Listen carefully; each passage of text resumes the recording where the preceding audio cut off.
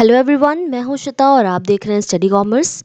इस वीडियो में हम डिस्कस करेंगे बैंकिंग एंड फाइनेंशियल इंस्टीट्यूशंस में concept through MCQs part second. आप हमें टेलीग्राम पे ज्वाइन कर सकते हैं, लिंक आपको डिस्क्रिप्शन बॉक्स में मिल जाएगी। तो चलिए शुरू करते हैं। पहला क्वेश्चन है, which of the following are the methods of digital payment method और सिस्टम इन इंडिया।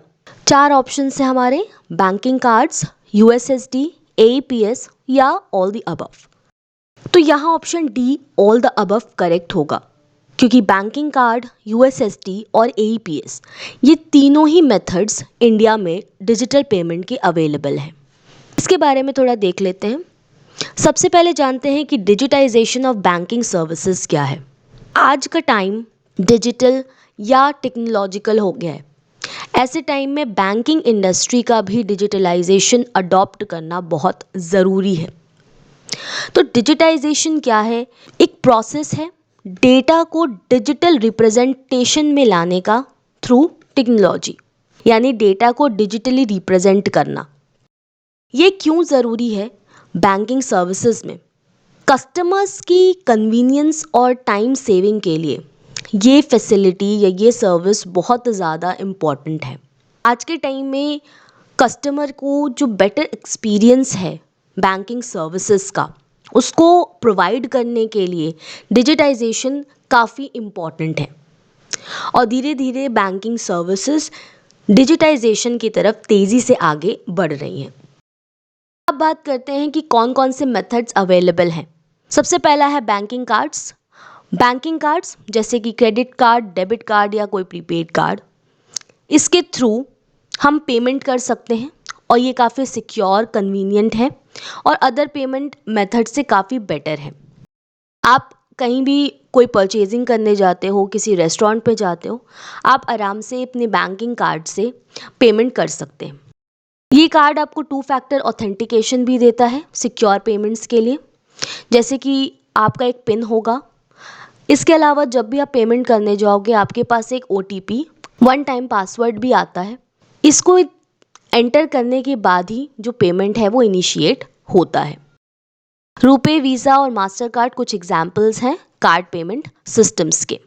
तो बैंकिंग कार्ड्स की वजह से एक कंज्यूमर के लिए बहुत इजी हो जाता है कहीं भी पेमेंट करना, किसी स्टोर से कोई सामान परचेज करने के लिए या किसी रेस्टोरेंट में जाने पर या कोई और सर्विस लेने पर। ये कस्टमर और मर्चेंट दोनों के लिए टाइम और मनी को सेव करता है। आसानी से हम ट्रांजैक्शन कर सकते हैं, हमें कैश को कैरी करने की उतनी ज़रूरत नहीं पड़ती है। दूसरा है USSD, unstructured supplementary service data. ये एक इनोवेटिव पेमेंट सिस्टम है। अगर आप यूपीआई से पेमेंट करते हो तो उस समय आपको इंटरनेट फैसिलिटी की ज़रूरत है। अगर आपके फ़ोन में इंटरनेट नहीं चल रहा है तो फिर यूपीआई एक्सेस करना आपके लिए पॉसिबल नहीं होगा। ये जो अनस्ट्रक्चर्ड सप्लीमेंट्री सर्विस डेटा है, ये एक इनोवेटिव पेमेंट सर्विस है बैंकिंग ट्रांजैक्शंस करने के लिए through basic feature of a mobile phone. हमारे मोबाइल फ़ोन्स के जो बेसिक फीचर हैं उसके थ्रू हम बैंकिंग ट्रांजैक्शन कर सकते हैं और यहाँ पे इंटरनेट की कोई ज़रूरत नहीं होती है। जो अंडर बैंक्ड सोसाइटीज़ हैं, यानी जहाँ पर बैंकिंग सर्विसेज अच्छे से नहीं पहुँच पा रही हैं, उन्हें मेन स्ट्रीम बैंकिंग सर्विसेज से जोड़ने के लिए इस सर्विस को इंट्रोड्यूस किया गया। यूएसएसडी को यूज़ करने के लिए आप अपने फ़ोन में *99# डायल कर सकते हैं। उसके बाद एक इंटरैक्टिव मेनू डिस्प्ले होगा जिसके थ्रू आप inter bank account fund transfer, balance enquiry, mini statement, ये सारी सर्विसेज को अवेल कर सकते हैं और सभी टीएसपीज़ पर ये अवेलेबल है। इसको चेक करने के लिए आप अपने फ़ोन में *99# डायल करके देख सकते हैं। उसके बाद सामने आपके एक इंटरैक्टिव मेन्यू आएगा। मेन्यू में जिस तरीके से जो चीज़ें बताई गई हैं आप उन स्टेप्स को फॉलो करोगे तो इस सर्विसेज को आप अवेल कर सकते हैं। नेक्स्ट है एईपीएस, यानी आधार इनेबल्ड पेमेंट सिस्टम। ये एक नया मॉडल है जिसमें माइक्रो एटीएम या पॉइंट ऑफ सेल के थ्रू अपने आधार से हम बेसिक बैंकिंग ट्रांजैक्शंस कर सकते हैं। जो भी पर्सन है उसे बैंक मित्र या बैंक कॉरेस्पॉन्डेंट के पास जाना होगा और आधार ऑथेंटिकेशन के थ्रू वो अपने बेसिक जो ट्रांजैक्शंस हैं वो कर सकता है, जैसे पैसे विड्रॉ करना या इंटर बैंक ट्रांजैक्शन करना, ये सब कर सकता है।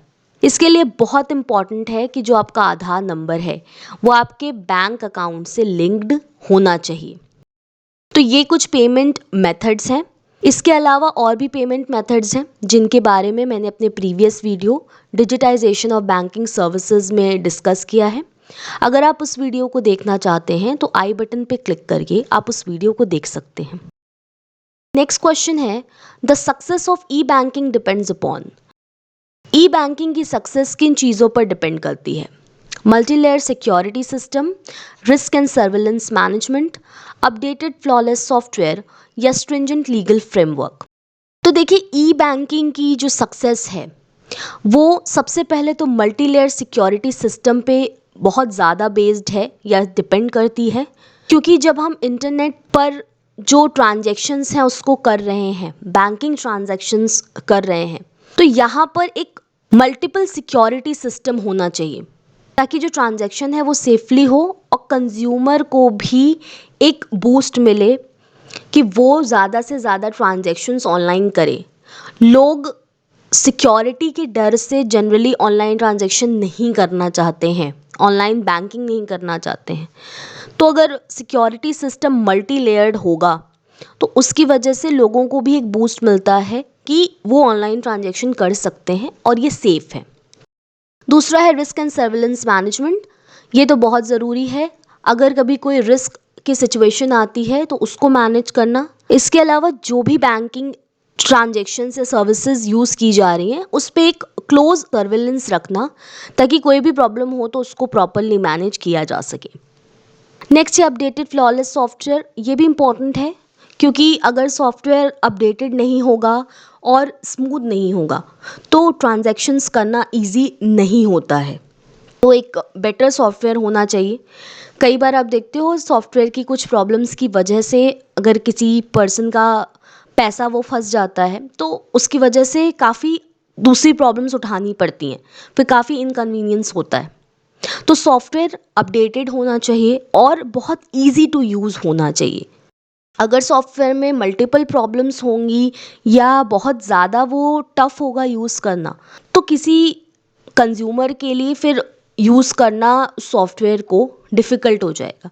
तो सॉफ्टवेयर काफ़ी फ्लॉलेस होना चाहिए। लास्ट है स्ट्रिंजेंट लीगल फ्रेमवर्क। ई बैंकिंग की सक्सेस इस पर उतना डिपेंड नहीं करती है क्योंकि स्ट्रिंजेंट लीगल फ्रेमवर्क का मतलब है अगर बहुत ज़्यादा लीगल प्रॉब्लम्स होंगी, बहुत ज़्यादा अगर लीगैलिटीज़ होगी तो ई बैंकिंग को सक्सेसफुल बनाना आसान नहीं होगा। तो स्ट्रिंजेंट लीगल फ्रेमवर्क नहीं होना चाहिए। तो option first, second and third correct है, तो हमारा ऑप्शन बी यहाँ करेक्ट होगा। नेक्स्ट क्वेश्चन है, which one of the following is the primary function of commercial banks? Advancing loans, investment of funds, collection and payment of various items, purchase and sale of securities. इसके बारे में सबसे पहले देख लेते हैं। पहले तो कमर्शियल बैंक्स क्या हैं? कमर्शियल बैंक्स वो बिजनेस ऑर्गेनाइजेशन है जो मनी की बोरोइंग और लेंडिंग में डील करते हैं और इसी बोरोइंग और लेंडिंग से वो अपने प्रॉफिट को जनरेट करते हैं। बैंकिंग रेगुलेशन एक्ट के सेक्शन 5 सबसेक्शन बी में बैंकिंग को डिफाइन किया गया है कि बैंकिंग का जो वर्क है वो है लेंडिंग करना मनी को और जो डिपॉजिट्स हैं उनको अलग जगह इन्वेस्टमेंट करना। इसके अलावा जब भी डिमांड करे पब्लिक तो उसको रीपे करना और ये अमाउंट चेक, ड्राफ्ट, ऑर्डर या किसी और मेथड के थ्रू विड्रॉएबल है। हम दो मेन फंक्शंस इस डेफिनेशन से देख सकते हैं। पहला है एक्सेप्टेंस ऑफ डिपॉजिट और दूसरा है लेंडिंग ऑफ फंड्स। बैंक क्या करता है, जो पब्लिक है उससे वो डिपॉजिट्स एक्सेप्ट करता है। ये फिक्स डिपॉजिट हो सकता है, करंट डिपॉजिट हो सकता है, सेविंग्स अकाउंट हो सकता है। तो सबसे पहले कमर्शियल बैंक्स क्या करते हैं, पब्लिक से डिपॉजिट्स को एक्सेप्ट करते हैं। दूसरा, वो जो डिपॉजिट उन्होंने रिसीव किया है उसको एज अ लोन एडवांस करते हैं, क्योंकि डिपॉजिट का मतलब ये नहीं है कि अगर बैंक में डिपॉजिट आया तो उसको बस बैंक में रखा जाए, ये इम्पॉर्टेंट है कि उसको कहीं इन्वेस्ट किया जाए। तो बैंक्स क्या करते हैं, जो डिपॉजिट आता है उसको लोन्स एंड एडवांसेस के फॉर्म में लोगों को देते हैं। तो दो मेन फंक्शंस आपको देखने को मिलते हैं, acceptance of deposits and advancing of loans. कुछ सेकेंडरी फंक्शंस भी हैं, जैसे investment of funds. Commercial banks जो फंड्स हैं उसको इन्वेस्ट करते हैं गवर्नमेंट या अदर सिक्योरिटीज़ में। इसके अलावा purchase and sale of foreign exchange, जो भी लोग एक्सपोर्ट इंपोर्ट के बिजनेस में होते हैं उनको foreign exchange commercial banks provide करते हैं। इसके लिए वही बैंक्स वर्क करते हैं जिनके पास पर्टिकुलर लाइसेंस होता है। Financing internal and foreign trade और इंटरनल ट्रेड दोनों को फिनेंस करने का काम कमर्शियल बैंक्स करते हैं, जैसे शॉर्ट टर्म लोन्स वगैरह देते हैं वो ट्रेडर्स को। इसके अलावा collection and payment of various items, banks cheques, rent, interest, इन सब का पेमेंट करते हैं अपने कस्टमर्स के बिहाफ पर, और टैक्सेस, इंश्योरेंस प्रीमियम, इन सब का भी पेमेंट अपने कस्टमर्स के बिहाफ पर करते हैं। नेक्स्ट है purchase and sale of securities. Banks purchase और सेल करते हैं सिक्योरिटीज़ का on the behalf of their customers. इसके अलावा remitting of money, distant places पर जो पैसा है उसको रेमिट करते हैं। इसके अलावा शेयर्स को अंडरराइट भी करते हैं, न्यू शेयर्स का अनसोल्ड पोर्शन या तो पार्टली या तो फुल्ली परचेज करते हैं। तो हमसे क्वेश्चन पूछा गया था कि कमर्शियल बैंक्स का प्राइमरी फंक्शन कौन सा है, तो ऑप्शन ए यहाँ करेक्ट होगा, एडवांसिंग लोन्स, क्योंकि बाकी ये आपके सेकेंडरी फंक्शंस हैं लेकिन एडवांसिंग लोन्स आपका प्राइमरी फंक्शन है। नेक्स्ट क्वेश्चन है statement 1, bank assurance is an innovative distribution channel involving banks to sell insurance products of insurance companies. Statement 2 है, in referral model a bank refers its customer to its insurance companies. The bank is not directly involved in marketing the product. चार options हैं, both the statements are true, only statement 1 is true, only statement 2 is true, या both the statements are false. इसके बारे में देख लेते हैं। Bank assurance क्या है, एक इनोवेटिव डिस्ट्रीब्यूशन चैनल है जिसमें बैंक्स इंश्योरेंस कंपनीज के जो प्रोडक्ट्स हैं उसको सेल करते हैं। बैंक एश्योरेंस में इंश्योरेंस कंपनी बैंक्स के साथ टाई अप करती हैं इंश्योरेंस प्रोडक्ट्स को सेल करने के लिए। 3 रूट्स डिफाइन किए गए हैं पार्टिसिपेशन के लिए। पहला है रेफरल मॉडल, दूसरा है टाई अप या कॉर्पोरेट एजेंसी मॉडल, और थर्ड है जॉइंट वेंचर। सबसे पहला है रेफरल मॉडल। रेफरल मॉडल में बैंक कस्टमर्स को रिफरेंस करता है टू इंश्योरेंस कंपनीज, यानी बैंक क्या करेगा, जो उनके कस्टमर होंगे उनको एक इंश्योरेंस कंपनी को रेफर करेगा। यहाँ बैंक डायरेक्टली मार्केटिंग नहीं करता है प्रोडक्ट्स की, और इस रिफरेंस के लिए वो रेफरल फी चार्ज करता है। यहाँ पर बैंक में या इंश्योरेंस कंपनी में इंश्योरेंस कंपनी का एक एजेंट ऑपरेट करता है। दूसरा है कॉर्पोरेट एजेंसी मॉडल, जो ऑलमोस्ट सिमिलर है रेफरल मॉडल से। डिफरेंस ये है कि जो बैंक स्टाफ है वो as an corporate agent act करता है for insurance product. Referral model में हम देखते हैं कि जो इंश्योरेंस कंपनी होती है उसी का एक एजेंट होता है जो बैंक में या इंश्योरेंस कंपनी में डीलिंग करता है। बट कॉर्पोरेट एजेंसी मॉडल में ये डीलिंग जो इंश्योरेंस कंपनी का एजेंट प्रीवियसली रेफरल मॉडल में कर रहा था, यहाँ bank staff as an corporate agent act करता है फॉर इंश्योरेंस प्रोडक्ट, और रिफरल से यहाँ रेट ऑफ कमीशन थोड़ा ज़्यादा होता है। नेक्स्ट है joint venture, most comprehensive in nature. Banks already कई सारे फंक्शंस ऑपरेशंस परफॉर्म करता है, इसके अलावा एक और फंक्शन वो परफॉर्म करता है इंश्योरेंस प्रोडक्ट्स को सेल करना। यहाँ पर जॉइंट वेंचर होता है इंश्योरेंस कंपनी और बैंक्स में, जिसमें बैंक्स जो हैं वो इंश्योरेंस सब्सिडरीज को ओन करती हैं विद और विदाउट फॉरेन पार्टिसिपेशन। आप देखते हो अगर आप बैंक अकाउंट ओपन करने जाओ तो आज के टाइम में बैंक्स का जॉइंट वेंचर रहता है इंश्योरेंस कंपनीज के साथ। आपको कहीं और जाने की ज़रूरत नहीं है, वो आपको ईजिली इंश्योरेंस प्रोडक्ट प्रोवाइड करती हैं।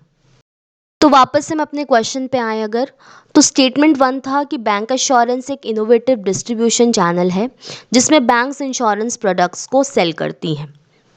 तो ये करेक्ट स्टेटमेंट है।